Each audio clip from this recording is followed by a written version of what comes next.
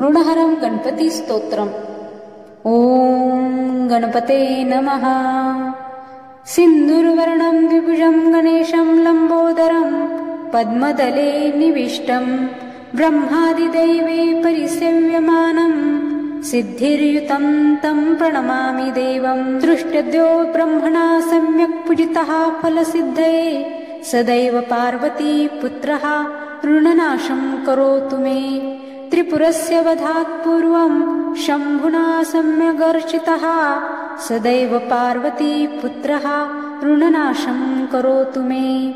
हिरण्यकश्यपादिनां वधार्थे विष्णुनार्चितः सदैव पार्वती पुत्रः ऋणनाशं करोतु मे। महिषस्य वधे देव्या गणनाथः प्रपूजितः सदैव पार्वती पुत्रः ऋणनाशं करोतु मे। तारकस्य वधात् पूर्वं कुमारेण प्रपूजितः सदैव पार्वती पुत्रः ऋणनाशं करोतु मे। भास्करेण गणेशो हि पूजितश्च विसिद्धये सदैव पार्वती पुत्रः ऋणनाशं करोतु मे। शशिना कान्तिवृद्ध्यर्थं पूजितो गणनायकः सदैव पार्वती पुत्रः ऋणनाशं करोतु मे। पालनाय च तपसा विश्वामित्रेण पूजितः सदैव पार्वती पुत्रः ऋणनाशं करोतु मे। इदं तृणहरं स्तोत्रं तीव्रदारिद्र्यनाशनम् एकवारं पठे नित्यं वर्षमेकं सामहितः। दारिद्र्यं दारुणत्यक्त्वा कुबेरसंताव्रजेत। ॐ गणेशाय नमः।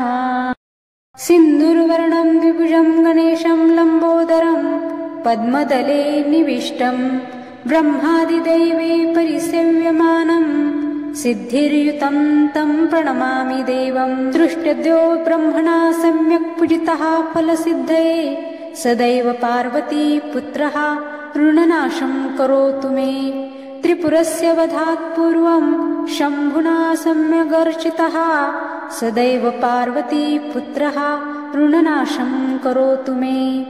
हिरण्यकश्यपादिनां वधार्थे विष्णुनार्चितः सदैव पार्वती पुत्रः ऋणनाशं करोतु मे। महिषस्य वधे देव्या गणनाथः प्रपूजितः सदैव पार्वती पुत्रः ऋणनाशं करोतु मे। तारकस्य वधात् पूर्वं कुमारेण प्रपूजितः सदैव पार्वती पुत्रः ऋणनाशं करोतु मे। भास्करेण गणेशो हि पूजितश्च विसिद्धये सदैव पार्वती पुत्रः ऋणनाशं करोतु मे। शशिना कान्तिवृद्ध्यर्थं पूजितो गणनायकः सदैव पार्वती पुत्रः ऋणनाशं करोतु मे। पालनाय च तपसा विश्वामित्रेण पूजितः सदैव पार्वती पुत्रः ऋणनाशं करोतु मे। इदं तृणहरं स्तोत्रं तीव्रदारिद्र्यनाशनम् एकवारं पठे नित्यं वर्षमेकं सामहितः। दारिद्र्यं दारुणत्यक्त्वा कुबेरसंताव्रजेत। ॐ गणेशाय नमः।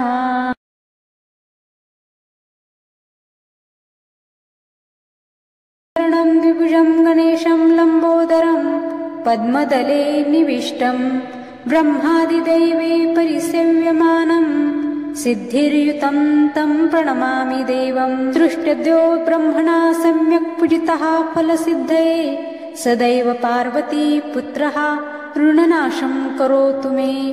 त्रिपुरस्य वधात् पूर्वं शम्भुना सम्यगर्चितः सदैव पार्वती पुत्रः ऋणनाशं करोतु मे।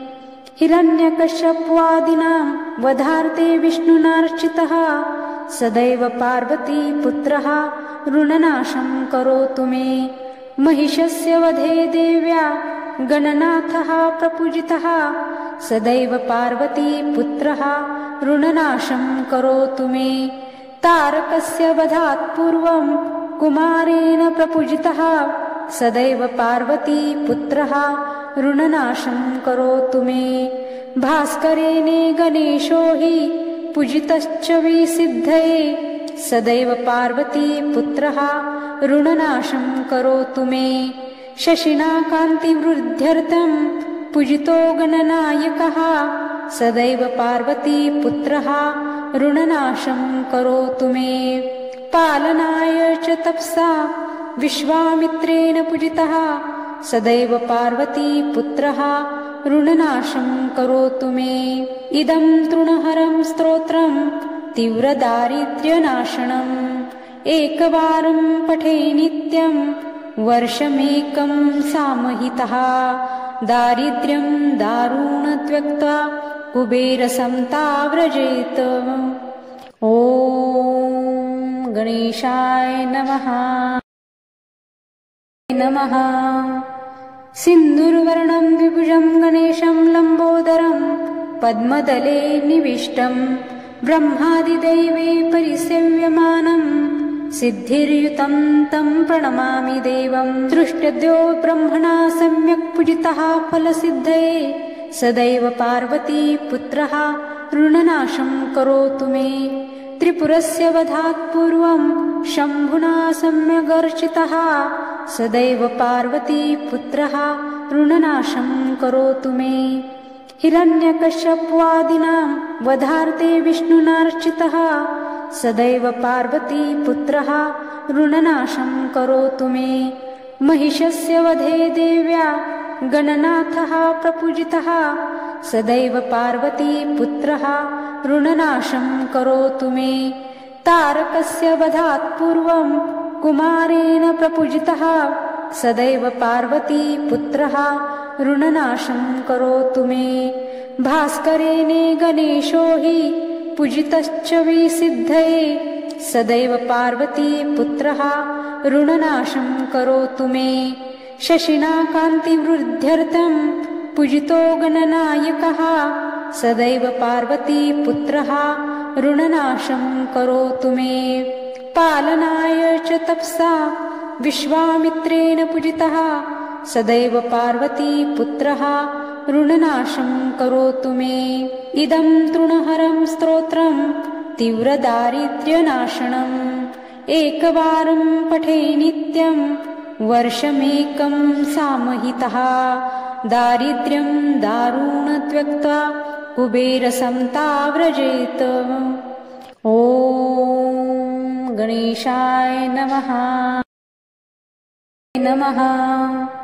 सिन्दूरवर्णं द्विभुजं गणेशं लम्बोदरं पद्मदले निविष्टं ब्रह्मादिदैवे परिसेव्यमानं सिद्धिर्युतं तं प्रणमामि देवं। दृष्ट्यो ब्रह्मणा सम्यक् पूजितः फलसिद्धये सदैव पार्वती पुत्रः ऋणनाशं करोतु मे। त्रिपुरस्य वधात् पूर्वं शम्भुना सम्यगर्चितः सदैव पार्वती पुत्रः ऋणनाशं करोतु मे। हिरण्यकश्यपादिनां वधार्थे विष्णुनार्चितः सदैव पार्वती पुत्रः ऋणनाशं करोतु मे। महिषस्य वधे देव्या गणनाथः प्रपूजितः सदैव पार्वती पुत्रः ऋणनाशं करोतु मे। तारकस्य वधात् पूर्वं कुमारेण प्रपूजितः सदैव पार्वती पुत्रः ऋणनाशं करोतु मे। भास्करेण गणेशो हि पूजितश्च विसिद्धये सदैव पार्वती पुत्रः ऋणनाशं करोतु मे। शशिना कान्तिवृद्ध्यर्थं पूजितो गणनायकः सदैव पार्वती पुत्रः ऋणनाशं करोतु मे। पालनाय च तपसा विश्वामित्रेण पूजितः सदैव पार्वती पुत्रः ऋणनाशं करोतु मे। इदं तृणहरं स्तोत्रं तीव्रदारिद्र्यनाशनम् एकवारं पठे नित्यं वर्षमेकं सामहितः। दारिद्र्यं दारुणत्यक्त्वा कुबेरसंताव्रजेत। ॐ गणेशाय नमः। नमः। सिन्दूरवर्णं द्विभुजं गणेशं लम्बोदरं पद्मदले निविष्टं ब्रह्मादिदैवे परिसेव्यमानं सिद्धिर्युतं तं प्रणमामि देवं। दृष्टद्यो ब्रह्मणा सम्यक् पूजितः फलसिद्धये सदैव पार्वती पुत्रः ऋणनाशं करोतु मे। त्रिपुरस्य वधात् पूर्वं शम्भुना सम्यगर्चितः सदैव पार्वती पुत्रः ऋणनाशं करोतु मे। हिरण्यकश्यपादिनां वधार्थे विष्णुनार्चितः सदैव पार्वती पुत्रः ऋणनाशं करोतु मे। महिषस्य वधे देव्या गणनाथः प्रपूजितः सदैव पार्वती पुत्रः ऋणनाशं करोतु मे। तारकस्य वधात् पूर्वं कुमारेण प्रपूजितः सदैव पार्वती पुत्रः ऋणनाशं करोतु मे। भास्करेण गणेशो हि पूजितश्च विसिद्धये सदैव पार्वती पुत्रः ऋणनाशं करोतु मे। शशिना कान्तिवृद्ध्यर्थं पूजितो गणनायकः सदैव पार्वती पुत्रः ऋणनाशं करोतु मे। पालनाय च तपसा विश्वामित्रेण पूजितः सदैव पार्वती पुत्रः ऋणनाशं करोतु मे। इदं तृणहरं स्तोत्रं तीव्रदारिद्र्यनाशनम् एकवारं पठे नित्यं वर्षमेकं सामहितः दारिद्र्यं दारुणत्यक्त्वा कुबेरसंताव्रजेत। ॐ गणेशाय नमः। सिन्दूरवर्णं द्विभुजं गणेशं लम्बोदरं पद्मदले निविष्टं ब्रह्मादिदैवे परिसेव्यमानं सिद्धिर्युतं तं प्रणमामि देवं। दृष्टद्यो ब्रह्मणा सम्यक् पूजितः फलसिद्धये सदैव पार्वती पुत्रः ऋणनाशं करोतु मे। त्रिपुरस्य वधात् पूर्वं शम्भुना सम्यगर्चितः सदैव पार्वती पुत्रः ऋणनाशं करोतु मे। हिरण्यकश्यपादिनां वधार्थे विष्णुनार्चितः सदैव पार्वती पुत्रः ऋणनाशं करोतु मे। महिषस्य वधे देव्या गणनाथः प्रपूजितः सदैव पार्वती पुत्रः ऋणनाशं करोतु मे। तारकस्य वधात् पूर्वं कुमारेण प्रपूजितः सदैव पार्वती पुत्रः ऋणनाशं करोतु मे।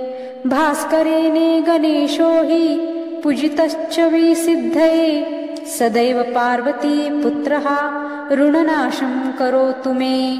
शशिना कान्तिवृद्ध्यर्थं पूजितो गणनायकः सदैव पार्वती पुत्रः ऋणनाशं करोतु मे। पालनाय च तपसा विश्वामित्रेण पूजितः सदैव पार्वती पुत्रः ऋणनाशं करोतु मे। इदं तृणहरं स्तोत्रं तीव्रदारिद्र्यनाशनम् एकवारं पठे नित्यं वर्षमेकं सामहितः दारिद्र्यं दारुणत्यक्त्वा कुबेरसंताव्रजेत। ॐ गणेशाय नमः। सिन्दूरवर्णं द्विभुजं गणेशं लम्बोदरं पद्मदले निविष्टं ब्रह्मादिदैवे परिसेव्यमानं सिद्धिर्युतं तं प्रणमामि देवं। दृष्टद्यो ब्रह्मणा सम्यक् पूजितः फलसिद्धये सदैव पार्वती पुत्रः ऋणनाशं करोतु मे। त्रिपुरस्य वधात् पूर्वं शम्भुना सम्यगर्चितः सदैव पार्वती पुत्रः ऋणनाशं करोतु मे। हिरण्यकश्यपादिनां वधार्थे विष्णुनार्चितः सदैव पार्वती पुत्रः ऋणनाशं करोतु मे। महिषस्य वधे देव्या गणनाथः प्रपूजितः सदैव पार्वती पुत्रः ऋणनाशं करोतु मे। तारकस्य वधात् पूर्वं कुमारेण प्रपूजितः सदैव पार्वती पुत्रः ऋणनाशं करोतु मे। भास्करेणे गणेशो हि पूजितश्च विसिद्धये सदैव पार्वती पुत्रः ऋणनाशं करोतु मे। शशिना कान्तिवृद्ध्यर्थं पूजितो गणनायकः सदैव पार्वती पुत्रः ऋणनाशं करोतु मे। पालनाय च तपसा विश्वामित्रेण पूजितः सदैव पार्वती पुत्रः ऋणनाशं करोतु मे। इदं तृणहरं स्तोत्रं तीव्रदारिद्र्यनाशनम् एकवारं पठे नित्यं वर्षमेकं सामहितः। दारिद्र्यं दारुणत्यक्त्वा कुबेरसंताव्रजेत। ॐ गणेशाय नमः। सिन्दूरवर्णं द्विभुजं गणेशं लम्बोदरं पद्मदले निविष्टं ब्रह्मादिदैवे परिसेव्यमानं सिद्धिर्युतं तं प्रणमामि देवं। दृष्टद्यो ब्रह्मणा सम्यक् पूजितः फलसिद्धये सदैव पार्वती पुत्रः ऋणनाशं करोतु मे। त्रिपुरस्य वधात् पूर्वं शम्भुना सम्यगर्चितः सदैव पार्वती पुत्रः ऋणनाशं करोतु मे। हिरण्यकश्यपादिनां वधार्थे विष्णुनार्चितः सदैव पार्वती पुत्रः ऋणनाशं करोतु मे। महिषस्य वधे देव्या गणनाथः प्रपूजितः सदैव पार्वती पुत्रः ऋणनाशं करोतु मे। तारकस्य वधात् पूर्वं कुमारेण प्रपूजितः सदैव पार्वती पुत्रः ऋणनाशं करोतु मे। भास्करेणे गणेशो हि पूजितश्च विसिद्धये सदैव पार्वती पुत्रः ऋणनाशं करोतु मे। शशिना कान्तिवृद्ध्यर्थं पूजितो गणनायकः सदैव पार्वती पुत्रः ऋणनाशं करोतु मे। पालनाय च तपसा विश्वामित्रेण पूजितः सदैव पार्वती पुत्रः ऋणनाशं करोतु मे। इदं तृणहरं स्तोत्रं तीव्रदारिद्र्यनाशनम् एकवारं पठे नित्यं वर्षमेकं सामहितः। दारिद्र्यं दारुणत्यक्त्वा कुबेरसंताव्रजेत। ॐ गणेशाय नमः। सिन्दूरवर्णं द्विभुजं गणेशं लम्बोदरं पद्मदले निविष्टं ब्रह्मादिदैवे परिसेव्यमानं सिद्धिर्युतं तं प्रणमामि देवं। दृष्टद्यो ब्रह्मणा सम्यक् पूजितः फलसिद्धये सदैव पार्वती पुत्रः ऋणनाशं करोतु मे। त्रिपुरस्य वधात् पूर्वं शम्भुना सम्यगर्चितः सदैव पार्वती पुत्रः ऋणनाशं करोतु मे। हिरण्यकश्यपादिनां वधार्थे विष्णुनार्चितः सदैव पार्वती पुत्रः ऋणनाशं करोतु मे। महिषस्य वधे देव्या गणनाथः प्रपूजितः सदैव पार्वती पुत्रः ऋणनाशं करोतु मे। तारकस्य वधात् पूर्वं कुमारेण प्रपूजितः सदैव पार्वती पुत्रः ऋणनाशं करोतु मे। भास्करेणे गणेशो हि पूजितश्च विसिद्धये सदैव पार्वती पुत्रः ऋणनाशं करोतु मे। शशिना कान्तिवृद्ध्यर्थं पूजितो गणनायकः सदैव पार्वती पुत्रः ऋणनाशं करोतु मे। पालनाय च तपसा विश्वामित्रेण पूजितः सदैव पार्वती पुत्रः ऋणनाशं करोतु मे। इदं तृणहरं स्तोत्रं तीव्रदारिद्र्यनाशनम् एकवारं पठे नित्यं वर्षमेकं सामहितः। दारिद्र्यं दारुणत्यक्त्वा कुबेरसंताव्रजेत।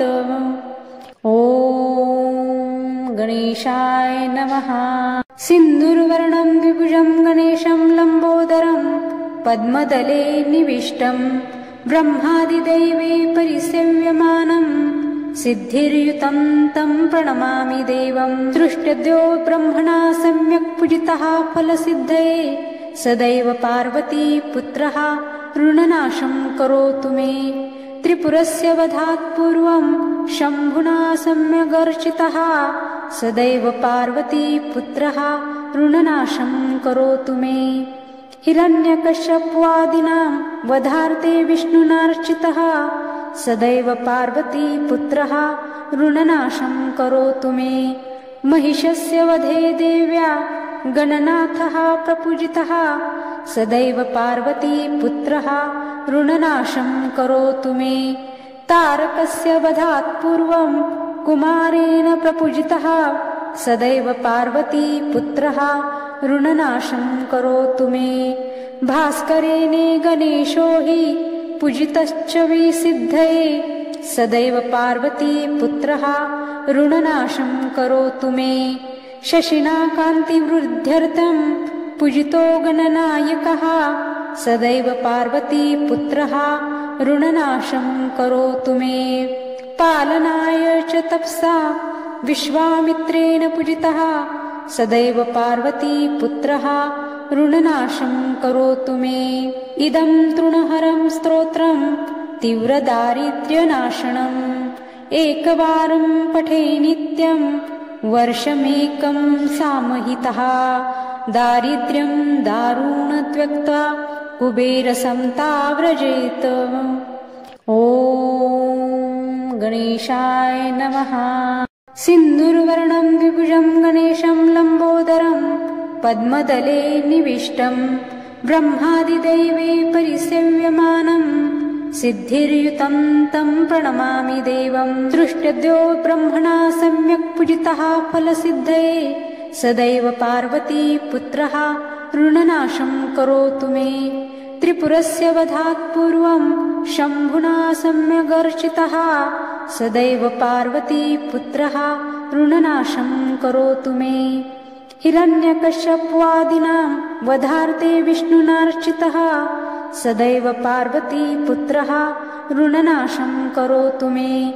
महिषस्य वधे देव्या गणनाथः प्रपूजितः सदैव पार्वती पुत्रः ऋणनाशं करोतु मे।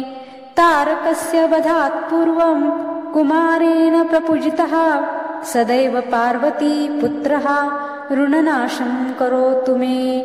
भास्करेण गणेशो हि पूजितश्च विसिद्धये सदैव पार्वती पुत्रः ऋणनाशं करोतु मे। शशिना कान्तिवृद्ध्यर्थं पूजितो गणनायकः सदैव पार्वती पुत्रः ऋणनाशं करोतु मे। पालनाय च तपसा विश्वामित्रेण पूजितः सदैव पार्वती पुत्रः ऋणनाशं करोतु मे। इदं तृणहरं स्तोत्रं तीव्रदारिद्र्यनाशनम् एकवारं पठे नित्यं वर्षमेकं सामहितः। दारिद्र्यं दारुणत्यक्त्वा कुबेरसंताव्रजेत। ॐ गणेशाय नमः।